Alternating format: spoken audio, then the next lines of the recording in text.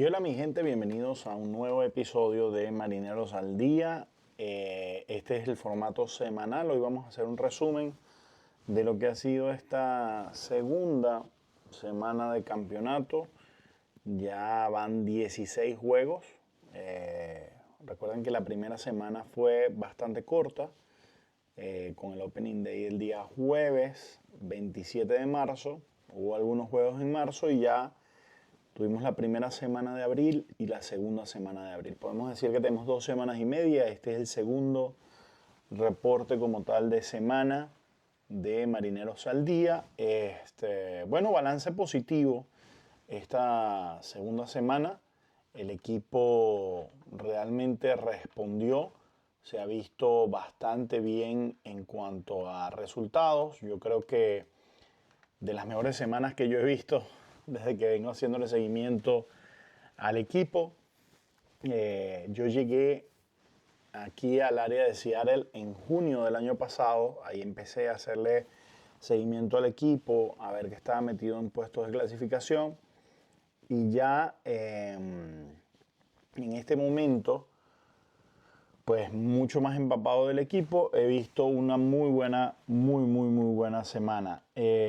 Podemos decir, para efectos de tener claramente cómo fue el desarrollo de esta semana, vamos a ver, denme un segundo para hacer el corte claro y hablarles con mejores datas. Así que la semana empezó el 7 con la serie contra Houston, el lunes 7, y concluyó el día de ayer. Fue una semana 2, 3, 4, 5, 6 juegos se disputaron desde el 7 al 13. Solamente una derrota, 5 victorias, súper positiva. Y la única derrota que hubo fue el juego que se perdió 2-1 contra los Astros de Houston. Es un juego que se pudo haber ganado, que realmente faltó esa carrerita para dejarlos en el terreno. Pero bueno, que de resto se tuvo una muy buena semana.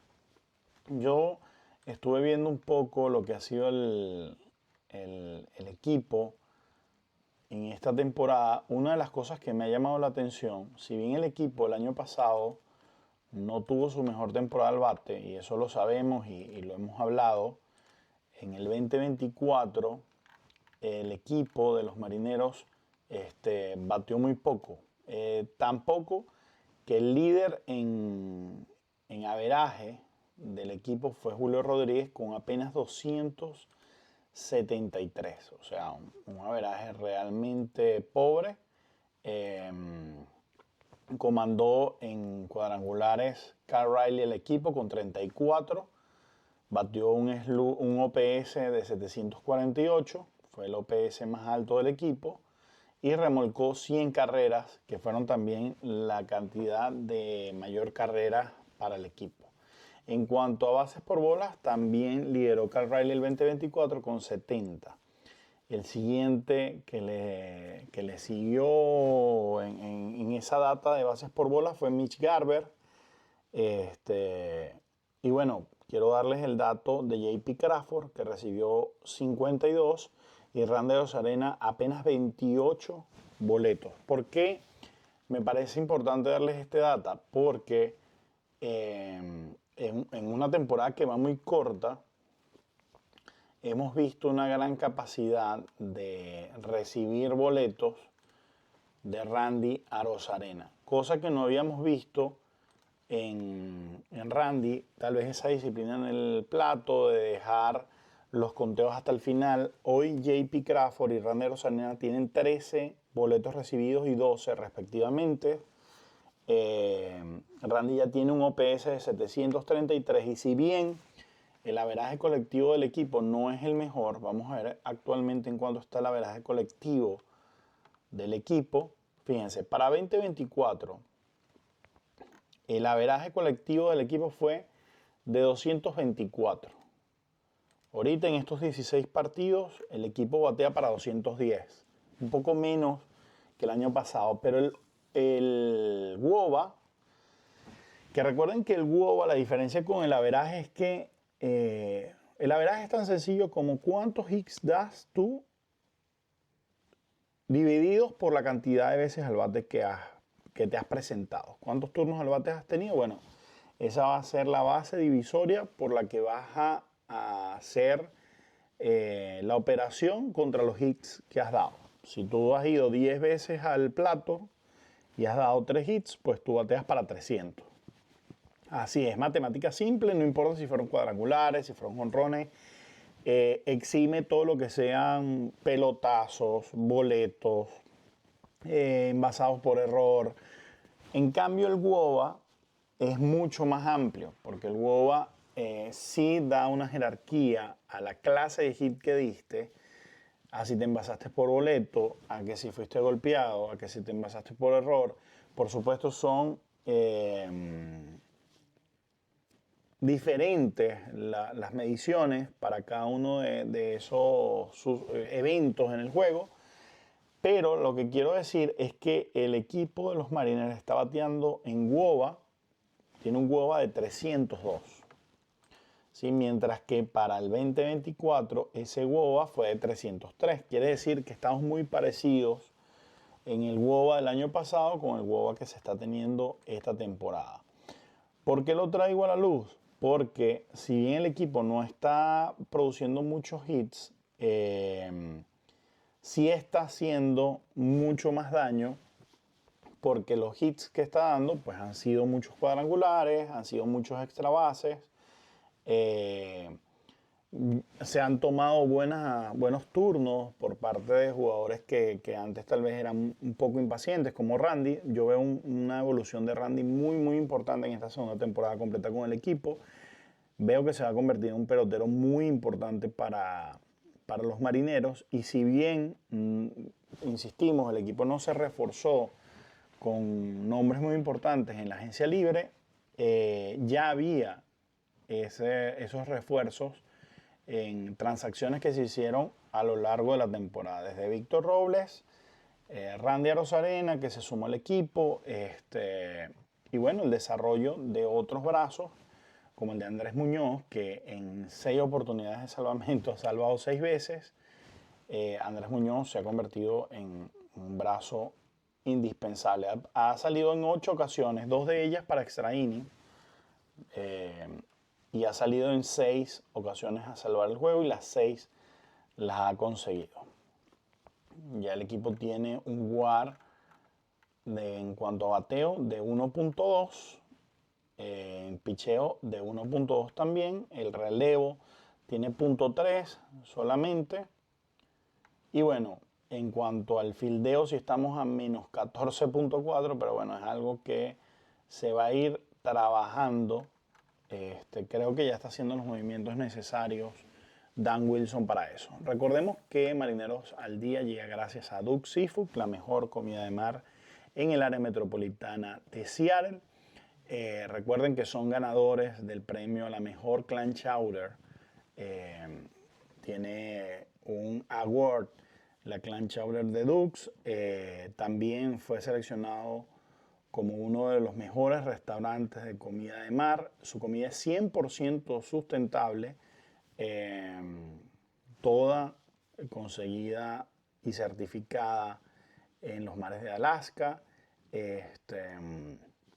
Salmón, Hollywood, lobster, el bar de ostras, todo lo que quieran en cuanto a mar lo van a conseguir en Duck Seafood, y también tienen variedad de platillos alternativos como los chicken strips, como las hamburguesas, Jabari Burger, cheeseburger. Tienen una de temporada que es la Western Burger, divina, con aros de cebolla fritos y salsa barbecue. También pueden conseguir variedad de ensaladas. Yo de verdad les recomiendo ir a la locación en Bellevue Square. Ahí los van a atender de la mejor manera. Recuerden que hoy lunes tienen la botella de vino de la casa a mitad de precio. Y bueno, seguimos entonces con un poco más de lo que ha sido esta primera semana o estas primeras semanas del campeonato.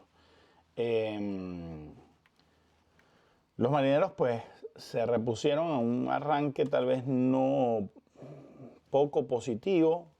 Tuvieron un empate en la serie contra los Atléticos en la semana inaugural.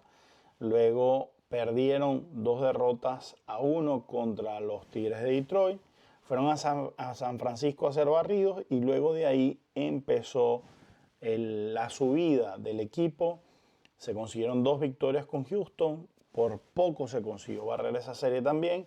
Y se barrió a Texas en casa. Se han jugado 1, 2, 4 series en casa. Para ver, va 1, 2, 3, 4, 5 series. 5 donde 4 han sido en casa. Eso ha beneficiado un poco al equipo. Tal vez viéndolo desde este punto deberíamos tener un poco más de victorias. Luego se fue solamente la de visita con San Francisco y se perdieron los 3 juegos. Y ahora tocan 3 series de visita contra Cincinnati, contra Toronto y contra Boston. Para luego regresar contra Miami y los Angels en una serie corta de 2 juegos. Quedaría como cierre a lo que es el mes de abril, este primer mes completo de Grandes Ligas. Ya para mayo vamos a estar visitando a Texas, a los Atléticos en esas 2 primeras series para comenzar lo que sería el mes de mayo. Hasta ahora, ¿qué podemos rescatar? Pues bueno, la disciplina en el plato de jugadores como J.P. Crawford, de Randy Arozarena, del mismo Kyle Riley, de Julio Rodríguez, que han recibido 8 boletos Kyle Riley y Julio Rodríguez, 12 Randy Arozarena y 13 J.P. Crawford, que hasta el día de ayer eran los líderes en esos renglones. Pues hay que bajar un poco la tasa de ponches, tanto de Julio Rodríguez como de Kyle Riley. Randy también. Tienen 19 Rodríguez, 18 Riley y 17 Randy Arozarena. Pero es algo que se va a ir mejorando. La mejora es notoria en Randy. En los últimos encuentros ha estado bateando un OPS de 922 en los últimos 7 días. Ha recibido 5 boletos, se ha ponchado solo 2 veces en esos últimos 7 días. Ha tenido 2 robos de base, un cuadrangular, 6 remolcadas y un doble. De verdad que lo de Randy ha sido sobresaliente. Y bueno, el mismo Kyle Riley, que despertó de una manera muy importante. Ha dado 3 cuadrangulares en los últimos 7 días, 5 remolcadas para él. Ha recibido 8 ponches, si bien ha sido muy productivo. Y está batiendo un OPS de 1118. Pues por el momento sabemos que se siguen haciendo ciertos movimientos en el equipo. Vimos que Casey Lawrence fue asignado a waivers, que se puso en la lista de lesionados uno de los pitchers que no ha estado lanzando en el bullpen. Y como les digo, ya se empieza a definir mucho mejor quiénes van a ser como los pitchers que van a tener la responsabilidad en el relevo. Por el momento, si lo vemos en cuanto a juegos en los que hayan participado, tenemos a Andrés Muñoz, que ha participado ya en 8 juegos de 16, Edward Bazardo, Trent Thornton, Gabe Spader en 7, Carlos Vargas en 7 y Gregory Santos en 7. Lo que es Colin Snyder, Tyler Saucedo, que fue bajado a AAA, JC Ham, que también fue bajado a AAA, igual que Jonathan Díaz y Casey Lawrence, ya no están como tal en el roster de 26. Si hoy queremos ver el roster de 26, quienes lo conforman, pues lo podemos ver sin ningún problema para tener claro quiénes son los jugadores que hoy están conformando el equipo. En el bullpen tenemos a Muñoz, a Colin Snyder, a Gay Spader, a Gregory Santos, Trent Thornton, Eduardo Bazardo, Carlos Vargas, Casey Lawrence, que ya sabemos que fue asignado a waivers, Mac Brash, que está en la lista de lesionados, Troy Taylor y Casey Legumina. Tenemos los receptores que siguen siendo Riley y Garber. Garber cada vez ha visto menos acción, tanto como DH como receptor. No comenzó muy bien la temporada. Incluso no sé si pueda estar en peligro en la posición de Mitch Garber. Yo creo que podría darse la oportunidad a Blake Hunt, que tuvo un muy buen sprint training. Y para lo que está aportando Mitch Garber, pues no sería una locura. Primera base, Rody Tellez, Luke Riley y Donovan Solano, aunque Rody Tellez ha sido el que más participación ha visto de ellos. En la segunda base está Leo Rivas. Recordemos que Leo Rivas fue el que ingresó por Ryan Bliss a ocupar ese puesto en la segunda base. Miles Mastrobuoni, que también lo hemos visto mucho en acción en la tercera base. Y Dylan Moore, que poco a poco ha ido perdiendo espacio. En la tercera base también aparece Dylan Moore. Ben Williamson, que fue el prospecto que subieron de AAA. Yo de verdad tengo muy buenas impresiones en lo que vi de Ben Williamson en el sprint training. Batazos contundentes, muy buenas jugadas defensivas. Realmente creía que iba a ser el equipo. Entendí el por qué tal vez no lo hizo desde un principio, porque bueno, tenías nombres ahí como Dylan Moore, tenías nombres como Donovan Solano, el mismo Jorge Polanco que estaba llamado a ser el tercera base titular, pero poco a poco ha ido perdiendo esa posición. Incluso hoy que estoy leyendo este roster no está como tercera base Jorge Polanco. Está Dylan Moore, Ben Williamson, Miles Mastrobuoni, Leo Rivas y Donovan Solano. Opciones en el shortstop, JP Crawford, Dylan Moore y Leo Rivas. En el left field, Randy Arozarena, Luke Riley y Dylan Moore. Center field, Julio Rodríguez. Right field, Luke Riley. Recordemos que está lesionado Víctor Robles. Y los bateadores designados son Mitch Garber, Jorge Polanco, Luke Riley, Rody Tellez y Donovan Solano. Pareciera, por esto, que Jorge Polanco va a estar asumiendo un rol mucho más fuerte de como tercera base, perdón, como DH, que ya no está destinado a ser el tercera base del equipo. Pero bueno, yo creo que Jorge Polanco se ha ganado su puesto en el line-up a punta de batazo. Es el mejor bateador del equipo por mucho. Entonces, pues nada, es cuestión de ver a qué posición se adapta. Yo decía el día de ayer con el resumen de cuando se le ganó la serie a los Rangers Texas, que es posible, si no hay un segunda base ahorita que esté fijo, que no se haya conseguido un segunda base que se adueñe de la posición. Lo está haciendo ahorita Leo Rivas, lo ha hecho bien defensivamente, se ha estado envasando.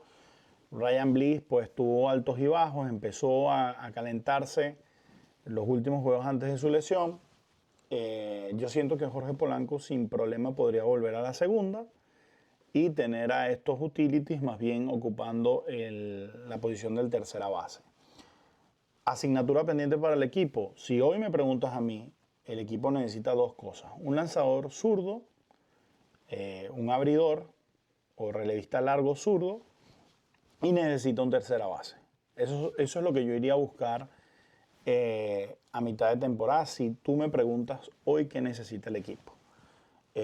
Sabemos de la inconformidad entre San Luis y Nolan Arenado. Hemos visto cómo en Boston hay problemas entre Devers y Boston por el hecho de que se llevaron al tercera base de los Astros de Houston, Alex Bregman, y se adueñó de la tercera base y ha sido relegado a bateador designado Rafael Devers.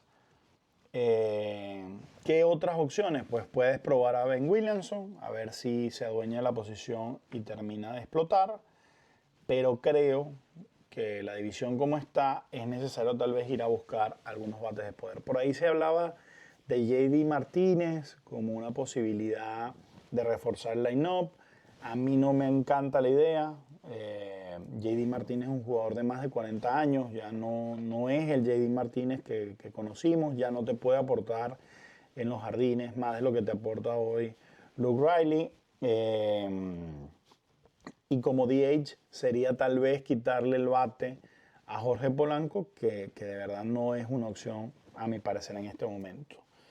Está el venezolano también sin equipo que participó con Arizona y con los Dodgers en las últimas temporadas, Peralta. Tampoco creo que sea la opción ideal para el equipo. Yo apuesto más a la idea de poder buscar un tercera base de poder. Si vas a buscar un tercera base, que sea de poder. Por eso hablo de Nolan Arenado como una posibilidad. Puedes ofrecer un cambio. Y si no, pues darle la oportunidad a Ben Williamson a ver si se gana el puesto.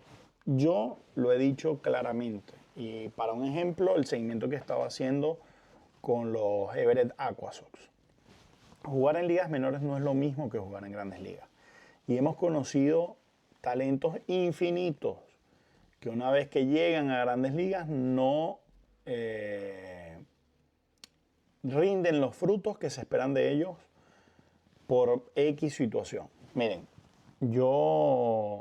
está el caso de un pelotero venezolano, yo creo que el mejor pelotero venezolano que ha pasado por la Liga de Béisbol Profesional Venezolana. Venezuela, país de estirpe de grandes peloteros, no tal vez a la magnitud de República Dominicana, pero con una muy buena historia beisbolística.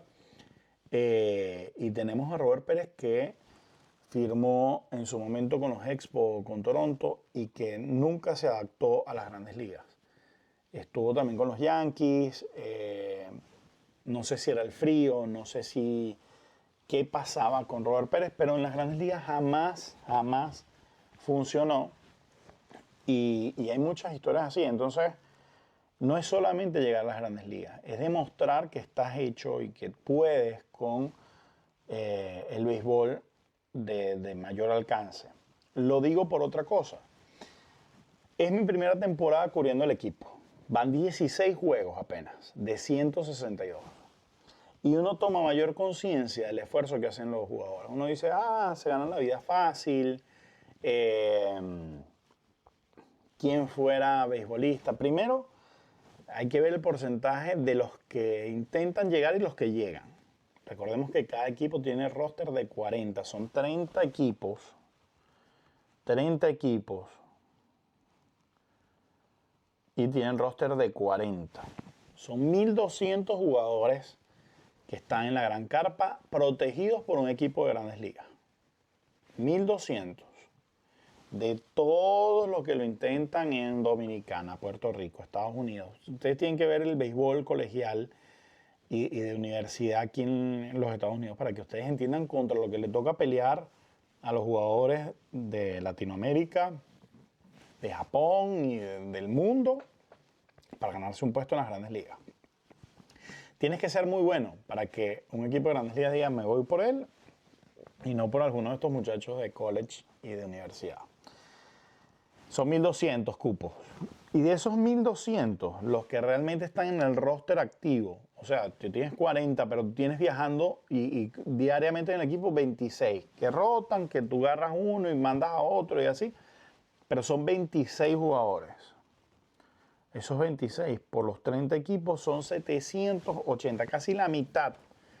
Nos vamos casi a la mitad, menos de 800 cupos para las grandes ligas. Entonces, y es jugar 162 juegos, si bien no continuos, es con un día de por medio entre algunas series. Empezó la temporada el 27 de marzo. Desde el 27 de marzo, aquí va 1, 2, 3 con el que se está dando ahorita. En 16 juegos, los Mariners han tenido 3 días de descanso. En 16 encuentros, 3 días de descanso para lo que va a ser comenzar la serie de mañana. En todo eso han tenido que viajar a San Francisco, ahorita están en Cincinnati. Es tan sencillo como que ayer cerró el juego alrededor de las 3 de la tarde, porque ese juego se juega a las 1:10 de aquí, y tienen que salir inmediatamente. Se bañan en el clubhouse, me imagino que tal vez ya llevan sus cosas listas o como sea, y se van en un vuelo charter a Cincinnati. Para que empiecen a jugar 2 series corridas sin descanso.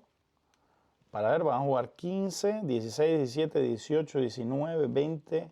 Descansan el 21, comienza la serie contra Boston. O sea, de Cincinnati van a Toronto, Canadá, luego van a Boston, tienen un día de descanso y luego juegan corrido contra Boston para jugar contra Miami. ¿A qué voy con esto? Es una vida sacrificada.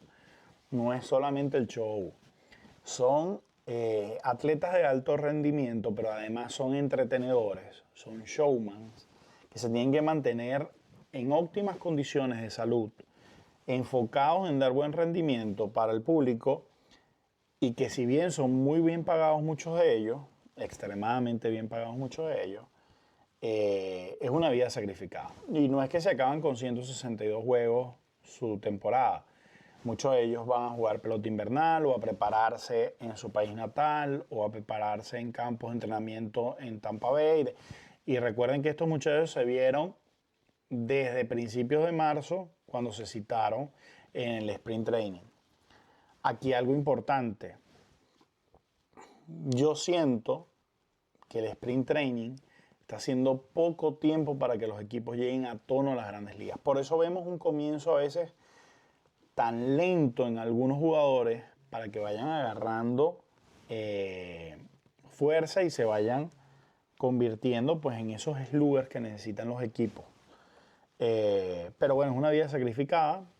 Todo esto se los digo porque a veces tienes pocos momentos para demostrar de lo que estás hecho. Un equipo no tiene mucho tiempo para esperar por ti. Caso como el de Luis F. Castillo, que lamentablemente no logró cumplir las expectativas que tenía el cuerpo técnico. Lo mismo pasó con Emerson Hancock, que nadie niega la capacidad que tienen Luis F. Castillo y que tienen Emerson Hancock.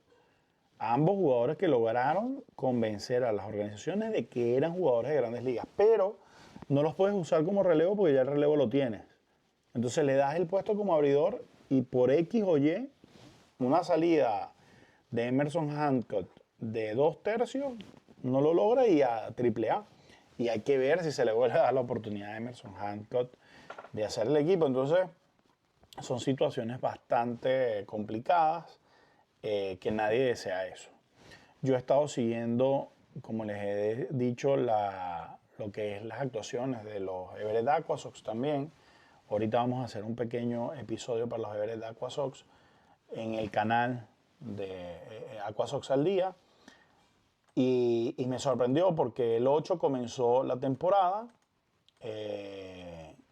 No mentira, fue el 6 de abril comenzó la temporada y el 8 fue el día inaugural en el Funko Field. A ese juego yo fui, vi salir con un pequeño tirón a Luis Swissvale y desde ahí no lo he visto alinear más. No han dado reporte de qué pasó con Swissvale, la magnitud de su lesión, no sé si lo están cuidando. Pero lo cierto es que Swissvale viene de jugar pelota invernal, de prepararse para esta temporada, de quedar campeón con Modesto Nuts. Ahorita recibió el llamado a jugar con los Everett Aqua Sox desde el principio de temporada en la clase A fuerte de la organización y que lamentablemente se consigue con esta lesión que trunca un poco lo que es el desarrollo de este pelotero, que para mí tiene habilidades muy, muy particulares para convertirse en algún momento el tercera base o el primera base de los Seattle Mariners. Ahorita le está llegando la oportunidad a Ben Williamson. Creo que estaba por encima de él en cuanto a jerarquía, en cuanto a formación, en edad también. Y vamos a ver cómo le va. yo de verdad, mis mejores deseos para este tipo de novatos. Yo creo en este formato de la organización, de preparar tus granjas, de preparar tus prospectos para que lleguen a ocupar esos grandes puestos en la organización, pero por eso muchos equipos dicen, mira, sabes que vendo este prospecto y más bien me traigo a este porque quieren jugadores ya comprobados en grandes ligas. ¿Por qué? Porque eso te da certeza. Por supuesto, esos jugadores valen dinero, dinero que a veces no está dispuesto a pagar los Marineros de Seattle porque, pues nada, parte de su negocio es no gastar mucho dinero innecesariamente, entre comillas, en fortalecer el equipo, sino fortalecerlo muy estratégicamente. Por eso las piezas adquiridas de Donovan Solano, por eso Miles Mastrobuoni, por eso vemos esos movimientos quirúrgicos, Rody Tellez, que le dan profundidad al equipo, pero que tal vez no te van a hacer un gran cambio. A mí, hasta ahora, de estos tres, si tú me preguntas quién me ha sorprendido más, Miles Mastrobuoni. Y me viene sorprendiendo desde lo que hizo en el sprint training. O sea, desde el sprint training vi bateando bien a Miles, vi corriendo bien las bases, mucha velocidad, lo vi jugando buena defensa las veces que se necesitó, en tercera, en segunda base. Así que creo que fue un gran acierto de la organización, Miles Mastrobuoni. A Donovan, miren, yo creo que fue una buena adquisición, solo que hasta el momento no ha producido lo que se espera de él, sobre todo por los números que dejó con San Diego. Un promedio cercano a los 300, un bateador que se mantiene en las bases, que te juega buena defensa. Lamentablemente no lo he visto así. Las veces que lo he visto en primera base me ha gustado, pero siento que tenemos un buen primera base en Rody Tellez y que para lo que ha hecho Donovan al bate, me quedo con lo que ha hecho Rody. Porque si el bate de Rody explota, pues entonces se va a quedar Donovan Solano como una especie de un segundo Dylan Moore. Está Dylan Moore como ese jugador utility que te puede dar un batazo y que he visto, de verdad, el por qué sigue estando en el equipo, porque en el sprint training le fue fatal, pero llegó a las grandes ligas, comenzó la temporada y empezó a batear de una manera totalmente distinta, conectando un par de cuadrangulares, incluso, o sea, siendo una bujía ofensiva cuando se ha necesitado. Si bien no he visto el aporte defensivo que tal vez dio el año pasado cuando ganó el Guante de Oro, pues sin duda entiendo el por qué Dylan Moore sigue estando ahí. Pareciera que Donovan Solano va a ser ese otro utility que puedes tener ahí para dar profundidad en el caso de una lesión, en el caso de dar un descanso. Pero como les digo, empieza a verse mucho más claro quién es el encargado de cada posición. Ryan Bliss se había dañado en la segunda base. Con su lesión ahora parece que Leo Rivas se convierte en una opción. Leo Rivas ya había jugado la temporada pasada con el equipo. No es un jugador novato, tiene 27 años el venezolano, pero lo ha hecho bien, ha aprovechado la oportunidad. Me imagino ya sin tanta presión tal vez de estar en las grandes ligas, con la veteranía de saber a qué fue traído desde AAA. Yo insisto, yo creo que el movimiento, si hoy quisiéramos enriquecer el line-up y seguirle dando oportunidad a Mitch Garver, yo movería a Polanco a la segunda. Lamentablemente, pues mala suerte para Bliss, se lesiona en un momento muy crítico. Y la tercera se la daría por el momento a Miles Mastrobuoni y empezaría a probar interjuegos o interseries a Ben Williamson a ver si sorprende. Porque hay jugadores así que llegan y se comen las grandes ligas. Y no dudo que Ben Williamson pueda hacerlo. Y nada, yo creo que eso es lo que hay por el momento. Va a ser una división, a mi parecer, muy peleada. Yo veo muy, muy pareja la división. Incluso con los Angels, a los que mucha gente descartó, incluso yo, están comandados por un súper veterano manager como lo es Ron Washington. Entonces, pues no hay que descartar a los Angels, no hay que descartar, por supuesto, a Texas, no hay que descartar nunca a los Astros de Houston, porque lo vimos la temporada pasada, lo mal que comenzaron y terminaron ganando el banderín. Y bueno, los Atléticos pueden seguir haciendo el trabajo y complicando las aspiraciones de cualquiera en la división. A nosotros nos sacaron 2 juegos en una serie de 4 y eso pues va a seguir pasando. No es un equipo que tampoco está hecho para regalar juegos, si bien creo que es el que está menos equilibrado y menos profundo de todos. Yo veo buen equilibrio en los Marineros de Seattle, veo un equipo compacto, un equipo que ya se conoce, que engrana mucho mejor, que hace ajustes mucho más rápidos, que no se pasan muchos días en un slump. Por ejemplo, Carl Riley, para hacer modificaciones empieza a usar el bate torpedo, se da cuenta que a él le acomoda bien y bueno, ya tenemos un Carl Riley con 5 cuadrangulares. Entonces, tenemos una serie una división bastante compacta. Separan 9 victorias los 2 primeros lugares contra 8 de los Mariners, 7 y 6, así de pareja está la división en este primer mes, y hay que ver cómo termina la serie en estas primeras de cambio.